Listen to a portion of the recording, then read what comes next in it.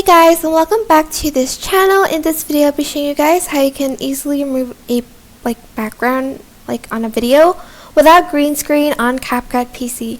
It is super simple. You are just going to select the video here and you are going to select cutout and you are just going to select auto cutout and make sure your background isn't very detailed. Make sure it is a little bit plain.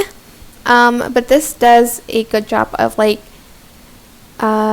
taking out the background, and you can even add in a background for it. I'm just going to scale it and move this to the top so you guys can see. You can also just delete this and go to basic and go to canvas, go to style and choose the kind of background you want for your video.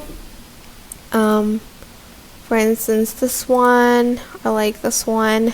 It is completely up to you. I hope this tutorial was helpful for you guys. Don't forget to like, comment, share, and also subscribe to this channel if you haven't done that already. If you have any questions, just leave it in the comment section down below, and I will try my best to answer them all for you guys. If you found this video helpful, please click the thanks button above the description box down below. Thank you so much for watching. Bye!